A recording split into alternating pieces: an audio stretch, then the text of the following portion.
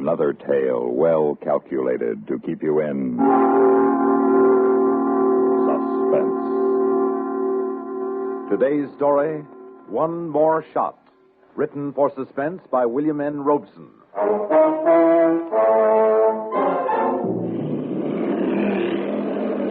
Hold it, please. One more shot. Thank you. Here you are, Bobby. Take this plate with the others and get them into the office pronto. Sure thing, Dad.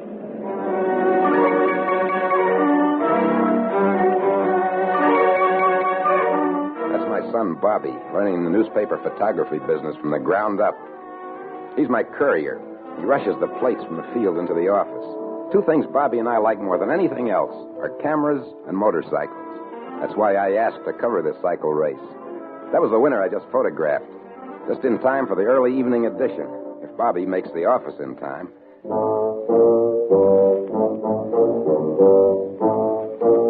He didn't. Bobby never got to the office at all. He went off the highway at Coleman's grave.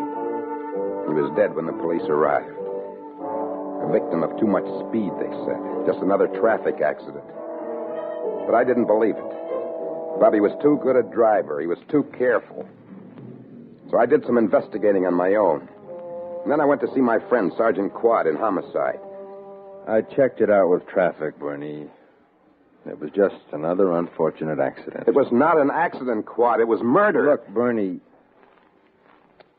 I can understand how upset you are. I know what it must mean to you. Do you? Well, there's one thing you don't know. What's that? Where are the exposed photographic plates? What plate? The ones I gave Bobby to take to the office. They weren't in the saddlebag of his cycle when they found him, were they? No. Of course they weren't. That's why Bobby was run off the road. Somebody wanted those pictures. Bad enough to murder for them. Who? How do I know? Well, it's fantastic. Maybe it is, but the fact is he left that field with 4 photographic plates, and they were gone when his body was found. Well, who were the pictures of? I can't remember. Winners of races, officials. That's not important now. The first thing is we got to find Bob who ran Bobby off the road. You're sure he was run off the road? Are you sure he wasn't? No. Then will you go back and look over the scene of the accident with me? Okay, Bernie. This much I'll do for you.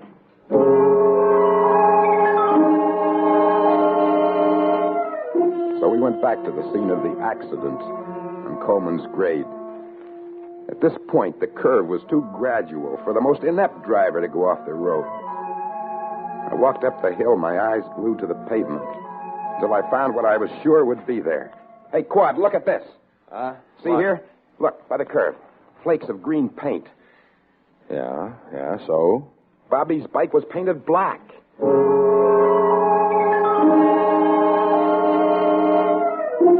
So Quad collected the tiny flecks of green paint in an envelope, and he promised to have the police chemist analyze them. Then we went back to the police garage, where what was left of Bobby's wrecked motorcycle was piled in the corner. I thought so. What, Bernie? Look here on the handlebar. Smudge of green paint. Could be the same. Looks like it. All right, we'll check it out. Hey, look here. Wedged in the frame. Kick pedal. Motorcycle has only one, Quad. This one has 2.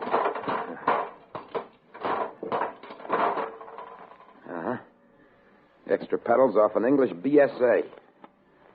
Well, what do you think now? Looks like you got something, Bernie. I mean, it looks like my son was run off the road by an English BSA painted green. Yeah, it does. But who was driving that bike, and why did he do it? I don't know, Bernie. But I'm sure going to try to find out.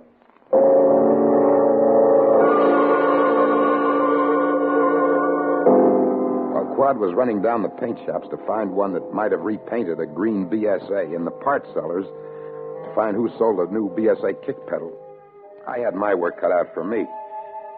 I rounded up all the pictures that were shot by all the press photographers of the motorcycle meet at Mills Field. At last, Quad found a man who had painted a green BSA blue and another one who had sold a BSA kick pedal. And we brought them into headquarters to look at the blow-ups of the pictures. They went over each one carefully, examining each face in the crowd with a magnifying glass. Finally... Yeah, this is him, Sergeant. Where? Here. Yeah, this is the guy that had me paint his cycle. Mm-hmm. How about you, Mr. Morris? This looked like the man who bought a new kick pedal from you? Yeah. That looks like him, all right. Well, Bernie, this seems to be your man. Take a look. Yeah, this is a long shot of the whole infield taken by Johnny Jones from the press box. Mm-hmm. See, here I am, side, just snapping a picture. Yeah, I noticed that. Now, wait a minute. Standing next to the suspect these gentlemen have indicated. You recognize who that is? Which one? One in the Mickey Cohen hat, sports shirt buttoned at the neck, no tie. Oh, yeah. Does he look familiar to you? Oh, I'll be... Rocco Malatesta. Yeah, that's what I thought. How come you're taking his picture? I wasn't. They were all gathered around the winner of the race, the kid in front. I was taking his picture. And Rocco was in the shot, and he didn't want to be, so he sent the punk standing next to him to see that your boy never got the plates to the paper. But why? Why? Because Rocco doesn't want anyone to know he's back in town, that's why. At least he don't want to advertise the fact in the paper. Well, what's he doing at a motorcycle meet in broad daylight? That's the first time he's been in the sunlight since he graduated from grade school. Motorcycle meet. Motorcycles. Of course, that's it. What? These motorcycle raids. We've been having an epidemic of them. One night, a cycle club wrecks a tavern on the south side. A few days later, another club demolishes a drive-in over in the east end. Half a dozen of them in the last month, all demanding protection money. All different clubs. Didn't make any sense until right now. You mean with Rocco behind it, it would? It might. But, like everything else about Rocco, how are you going to prove it? Well, anyway, we're not looking for Rocco. We're looking for this creep standing beside him. The one who killed Bobby. We'll find him, Bernie, if we have to shake down every cycle club in town. No, this isn't the way to do it, Quad. What do you mean? You might scare him off. Let me do it. You do it. How? I used to be a pretty hot rider. Let me get a cycle and join a club. I'll find this murderer for you. I got more reason to than you have.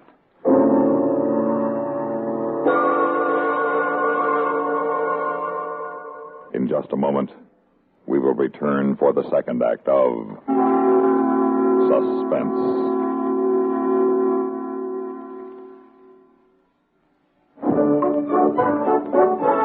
Hi, Whitey. Gonna throw a few fast Whitey Ford curves? Not now. It's spring and my car's got a date at the service station. Hello, Mr. Ford. In for that spring oil change? Right. And it's time for a fresh Fram oil filter. Better check my engine air filter, too. Will do, Mr. Ford. Say, you believe in taking good care of your car, eh, Whitey? You bet. The car needs regular oil changes and a fresh Fram filter every 5,000 miles. Well, why a new filter every 5,000 miles, Whitey? Because stop-and-go driving can load your oil fast with sludge and do real engine damage. Maybe I'd better get fresh filters for my car. Positively, and I suggest Fram filters. All set, Mr. Ford. Oh, I replaced your dirty engine air filter with a new Fram, too. The great Yankee pitcher Whitey Ford has the right pitch on filters. He's set for spring with a fresh Fram oil filter and a Fram air filter, too. So me, Bernie, I go underground. I put on cycle boots, my black leather jacket, and a cap so close to a motor cop's cap as the law allows. And I hung around the motorcycle clubs and the rallies and joints, and everywhere I make friends. And I always show them a picture of the murder suspect, enlarged from the tiny image on the original photo. For a long time, nobody recognizes it. Until one day, at a hill climb. Well, it's hard to tell. I mean, the picture's so fuzzy-like. I know, it's not a very good shot, but at least you ought to be able to tell whether you know him or not. Well, yeah, he looks a little familiar. How familiar? Well, he looks something like Big Red. Big Red who? Just Big Red. I mean, I never heard his last name. You know where he lives? He's South Sider, I think. You know who he rides with? Yeah, the Dolphins, I think. I don't know him very good. Dolphins. Are they out here today? Yeah, I think I saw one of them around. Okay, thanks. Listen, I'm sorry I couldn't help you out Well, no that's more. okay. You did just fine. Well, Quad, there's no doubt about it. He's the suspect. Big Red's his name. Believe me, it was all I could do to keep from riding him down with my bike. The way he rode my boy down. And what would that prove? nothing, I suppose. But I want you to pick him up. I want to see him pay for what he Now, did. just a minute, Bernie. What would that prove? Justice, that's what. There's more at stake here than one crazy punk. What? The whole mob. Rocco himself. That's a police problem. I'm only interested You in... said justice, huh? Don't you mean vengeance? No, certainly not. I wonder. Bernie, look at it this way, huh? This, what's his name, Big Red, was only a murder weapon, really, an instrument. Rocco gave the order. Rocco was really the man who killed your son. And unless we get Rocco, we've got nothing but a gunsel. Don't you see? Big Red can lead us to Rocco. You can find Rocco if you want to. You got plenty of informers. Of course we can find him. We can even pick him up for a few hours. But we can't hang anything on him. Now, with luck, we can use Big Red to implicate Rocco, don't you see? Yeah, I guess I do. So, look, you've done just fine. You've identified Big Red for us. Now, let us take it from there, huh, pal? Okay, Quad. She's all yours. I told Sergeant Quad everything. Well, almost everything. I guess it was the desire for vengeance, like he said. Whatever it was, I wanted Big Red for myself. So I didn't tell Quad that I had heard Red call a meeting of the Dolphins for 9 o'clock that night. Or that I knew where the Dolphins clubhouse was. The Dolphins clubhouse was dark when I got there, a little after 9. I let myself quietly into the place through a back window. Flashed my light around. It was in sort of a big closet. And suddenly my light showed up the answer to the motorcycle vandal raids that Quad had been worrying about. Here, carefully hanging on racks, were duplicate uniforms of half a dozen of the best-known and most respectable cycling clubs in town. My examination of the club's wardrobe was cut short by the arrival of Big Red and a half dozen of his bully boys. I pushed back toward the wall, hiding behind the farthest row of uniforms. What are we going to hit tonight, Red? Alabas wants the North Side Car Wash persuaded. Is that the big one on Henderson Boulevard? That's it. Yeah, what uniform we wearing? How about the Pelicans?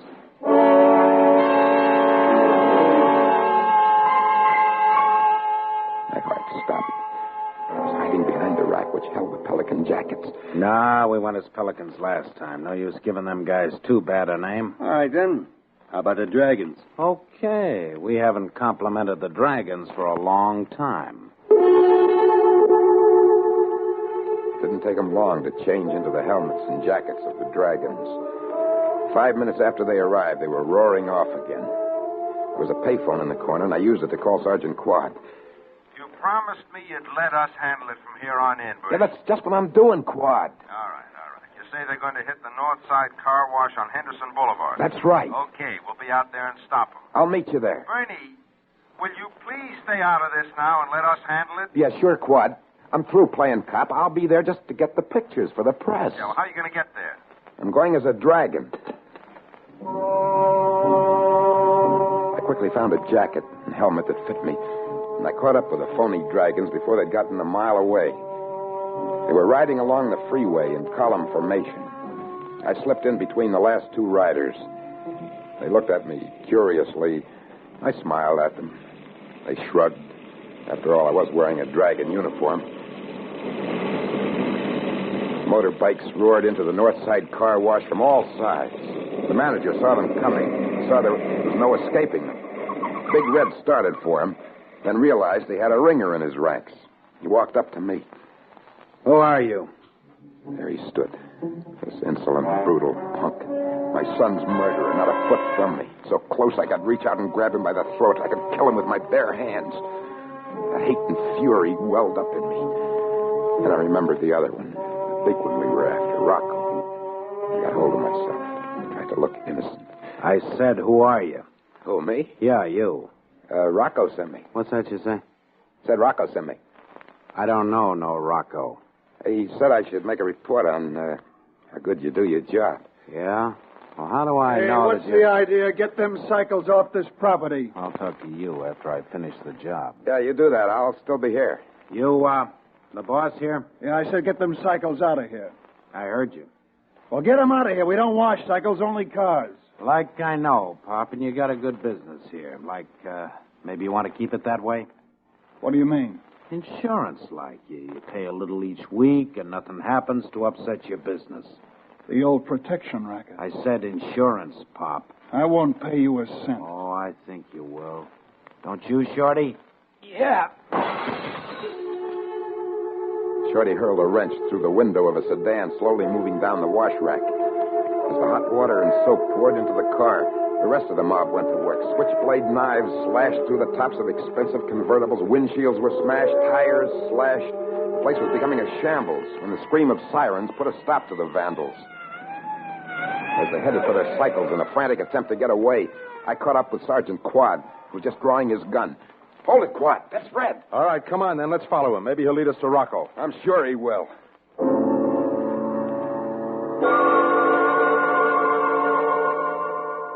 In just a moment, we will return for the concluding act of Suspense.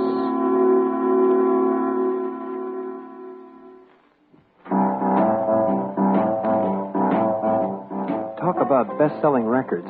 Here's a familiar tune about America's best-selling filter cigarette, Winston.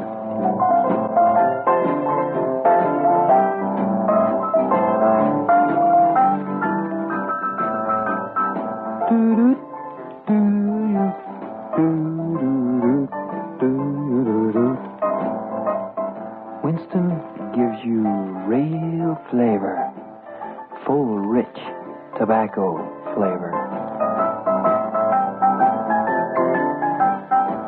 And you know, that's because only Winston has filter blend up front.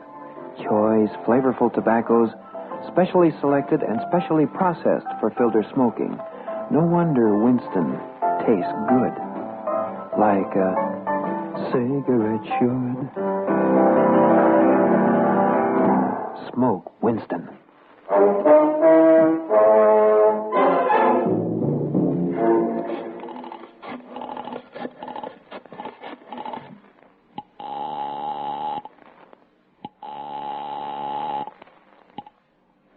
Yeah? This is Red, boss. I told you never to use this. Unless I was in a jam. Well, I am. What kind of a jam? The fuzz. What happened? We rode down that car wash, like you told me to, but somebody tipped off the cops. They were there 3 minutes after we got there. Any idea who did it? Did you send anybody to check up on me? Huh? Why'd I do that? I had a ringer riding with me. He was the stoolie then. What are you talking about? I'll fill you in when you pick me up. Me pick you up? If you don't, the cops will. Where are you? I'm talking from a gas station at 61st and Humboldt. I'll be waiting at the corner for you. You got your bike, ain't you? Get on it and get out of there. Anybody on a cycle tonight that gets picked up for questioning. And you wouldn't want me to be questioned, would you? I thought I could count on you. You can. If you come down here and pick me up. I oughta... You ought to pick me up if you know what's good for you. Look here, you... Listen, boss, I don't mind doing anything you tell me to do. I don't mind doing your dirty work for you. There's only one thing I do mind, and that's taking your rap for you. This I will not do. Stay there. I'll be right down. That's being smart, boss.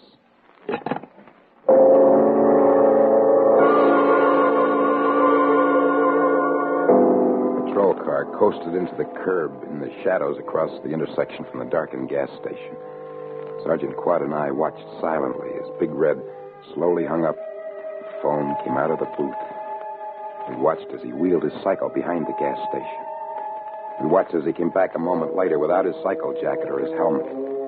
It stashed him in the back along with his bike. There's no doubt about it. He's waiting for a pickup. Rocco? Let's hope. Hand me that microphone, will you? Here. Thanks. Car 3. Car 3 to station. Go ahead, Car 3. Car 3 at corner of 61st and Humboldt. Send 2 more cars into this area on standby. Roger, Car 3. But under no circumstance are they to cruise past this intersection. Repeat. Under no circumstance are they to cruise past this intersection. Understand? Affirmative, Car 3. Thank you. Car 3 out. We sat in the deep shadows of the spring night and waited and watched Red under the street lamp. He didn't look like a killer at all. At this distance, he might even be Bobby standing there, or any other kid waiting for a bus. He kept looking up and down the street. And finally, he saw a car coming he seemed to recognize. He stepped into the street. The car came toward him, but it didn't slow down. It picked up speed. And finally, it was on him. Before the kid could jump back onto the curb, the big sedan swerved toward him, sent him careening across the sidewalk. Then it jumped the ramp, cut across the gas station, and roared off down the boulevard. The driver kicked the siren open, and we dug out in pursuit. Quad grabbed the microphone. This is Car 3. Sergeant Quad in Car 3. We are following suspect south on 61st at high rate of speed. Intercept. Intercept. We weren't gaining on the suspect, but we weren't losing them either. Quad pulled out his service revolver. Hold it steady, Mort. You think you can hit him at this distance? I can try to hit something. You bet. You got his rear tire. Yeah, and there's a prowl car blocking him at the next intersection. He's had it. The suspect car zigzagged crazily from its blown-out tire, and the driver jammed on the brakes to avoid hitting the prowl car ahead. He went into a screeching skid and ended up wound around a light pole.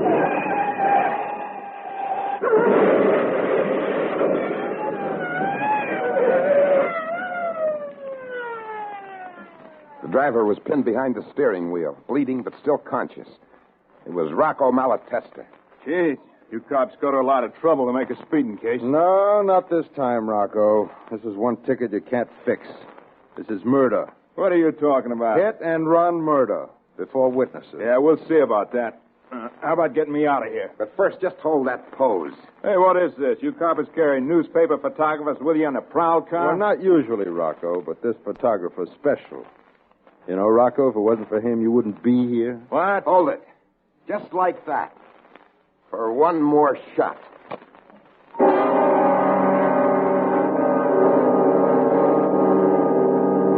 Suspense. You've been listening to One More Shot, written for Suspense by William N. Robeson. In a moment, the names of our players and a word about next week's story of Suspense.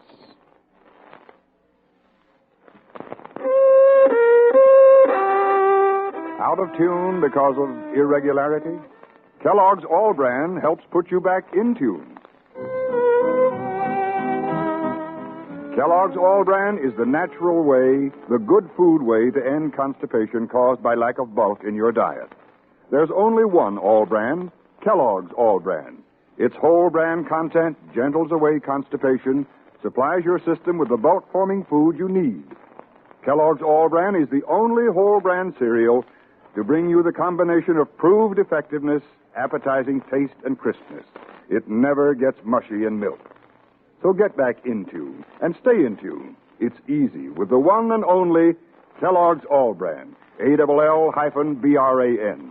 Safe, reliable, pleasant. Millions enjoy it every day. They know they can count on Kellogg's All Bran to relieve irregularity.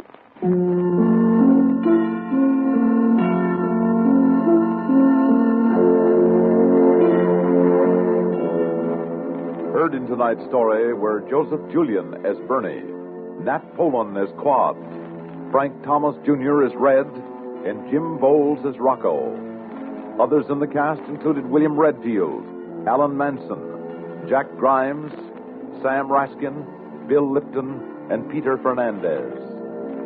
Listen again next week when we return with Bitter Grapes by Milton Geiger, another tale well calculated to keep you in suspense.